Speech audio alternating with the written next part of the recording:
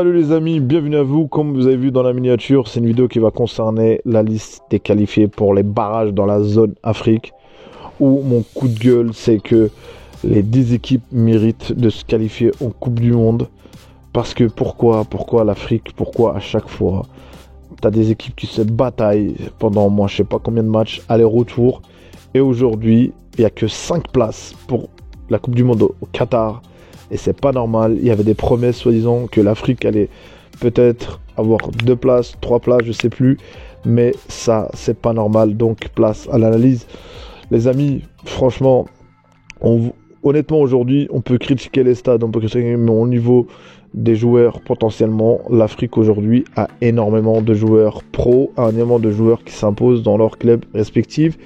Et notamment aussi aujourd'hui, on a 3 méga stars. On a Sadio Mané, on a Riyad Mahrez et on a Mohamed Salah.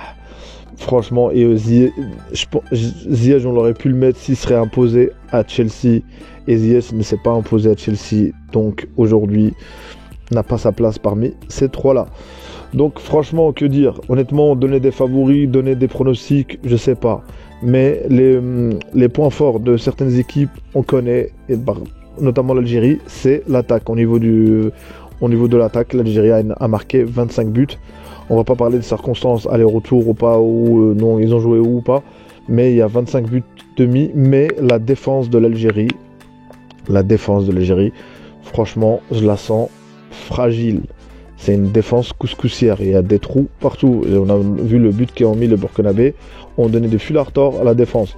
Donc, mais voilà, le dernier match, c'était la souffrance, c'était le mental. Fallait gagner ce match-là, fallait passer cette étape-là. Mais l'Algérie, je pense qu'elle a besoin que peut-être de 2-3 changements pour que cette équipe maintienne la route. Surtout maintenir le statut de champion et potentiellement, faut pas louper la Coupe du Monde au Qatar. C'est important. Donc maintenant, on va parler du Sénégal. Le Sénégal a un potentiel de joueur, un grand défenseur, un Sadio Mané, plein de choses. Mais au niveau du jeu, il y a une possession, mais une possession statique. Mais le Sénégal, voilà, ça roule, ça marche, ça se qualifie. Donc est-ce que cette année, ça va se répéter ou pas? Est-ce que ça va se répéter? On peut pas savoir. Donc après, t'as le Maroc. Le Maroc, franchement, avec Vaïd, c'est que le résultat compte avec Vaïd. Donc depuis que Vaïd a pris l'équipe, il a fait un sans faute en qualif, notamment grâce à des circonstances, parce que le Maroc a joué à domicile tous ses matchs, mais ça au bénéfice de son infrastructure au niveau en Afrique, parce que je pense, on va pas dire si on parle des stades, généralement les meilleurs stades c'est en Afrique du Sud, mais on va dire en termes de pelouse, donc voilà, il a pu bénéficier de ça, notamment aussi peut-être de l'influence de la CAF. Aujourd'hui, que ce soit le Maroc ou certaines nations, on commence à avoir de l'influence. Et du coup, c'est le football, faut pas se mentir, il y a de l'extra sportif dedans. On peut pas se dire, ouais, non, pourquoi? Et chaque fédération doit jouer son rôle. Aujourd'hui, le Maroc a un pion à la CAN, a une influence. Donc peut-être que ça se ressent. Mais après, notamment, ça peut te faire gagner aussi. Ça peut pas te faire gagner des matchs. À un moment donné, c'est les joueurs qui font la différence sur le terrain. Donc qu'est-ce que je peux dire? Le tirage au sort, qu'est-ce que ça va donner? Il y a l'Égypte, il y a plein de choses.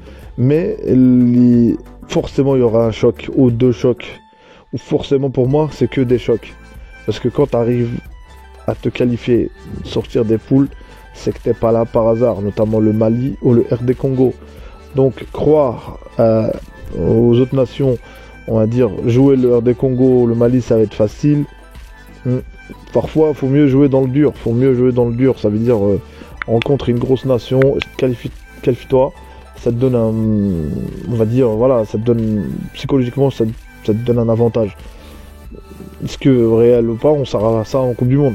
Mais tu t'es pas qualifié contre, soi-disant, entre guillemets, une équipe plus faible que d'autres équipes, alors en sachant que pour moi, il n'y en a pas. Donc maintenant, ce qui va se passer, c'est que par contre, je sais pas, le Mali, est-ce qu'ils ont le même problème au niveau des stades, l'infrastructure, au niveau des normes? Est-ce que le Mali, d'ici le mois de mars, il sera prêt pour accueillir le match aller au Mali? Je sais pas, donc c'est pour ça que ça va jouer aussi sur si soit tu as un stade qui est prêt, soit notamment les listes sélectionnées. Je pense que c'est, en tout cas les pays que j'ai en tête, c'est l'Égypte, le Maroc et l'Afrique du Sud qui sont retenus, et je crois le Cameroun aussi, qui sont retenus pour au cas où accueillir des matchs où on peut pas, on va dire, où les stades ou les pelouses ne respectent pas les normes. Donc voilà, que dire sur cette qualif, et comme j'ai dit au début de vidéo, franchement c'est énervant, 5 places c'est très peu pour toute l'Afrique, c'est très peu, on va dire, ça nous dit voilà, à chaque fois on dit que l'Afrique se développe, mais même au football on ne donne que 5 places, alors qu'en Europe il y a 13 nations qui se qualifient. Et au ratio habitants et combien de pays, combien d'années, on est loin du compte. En sachant qu'au niveau de l'audience, on sait que les pays européens ont besoin d'audience, mais le football, à la base, c'est fait pour faire participer, on va dire, pour les nations qui n'ont jamais la chance de être en Coupe du Monde, d'y être.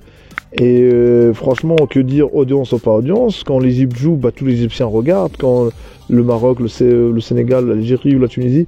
Donc tu leur parles pas de qui on regarde dans le monde, pas. Les gens voient localement, voient dans leur nation. Si il y a une équipe qui joue, si le Congo joue, tout au Congo, je pense que le pays, on va dire, tout le monde est au café, tout le monde regarde.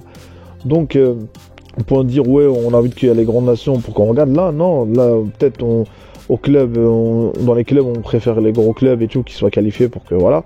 Mais au niveau des nations, pour moi une grosse nation, c'est la nation qui gagne, c'est la nation qui mouille le terrain, notamment pourquoi on paye des joueurs déjà en équipe nationale, ça je comprends pas. Pour moi les joueurs doivent venir bénévolement, ça doit être un service à la nation, donc ça veut dire ils gagnent assez bien en général, donc notamment tous les sélectionnés, la plupart jouent en Europe ou jouent à l'extérieur ou dans les Émirats arabes, bref dans les pays Moyen-Orient, mais généralement ont les moyens, donc venir en équipe nationale et toucher de l'argent, donc je trouve ça un peu, bon c'est mon point de vue. Donc voilà les amis, c'était une analyse assez rapide. Plus tard je ferai une vidéo pour regarder vraiment, analyser vraiment le jeu de chaque équipe, de voir le point fort, les points faibles. Et j'essaierai de faire une vidéo un peu plus longue que celle-là. Et de donner mon avis sur ce qui va concerner la Coupe d'Afrique. Et aussi les barrages en mois de mars. Donc voilà les amis, c'était une vidéo. Qui a analysé un peu, j'ai donné mon point de vue. Si vous avez un autre point de vue, échangez les amis en commentaire. Likez si vous avez aimé la vidéo, dislikez si vous n'avez pas aimé la vidéo, commentez si vous n'êtes pas d'accord avec moi. Abonnez-vous surtout les amis, abonnez-vous. À une prochaine vidéo les amis. Salut.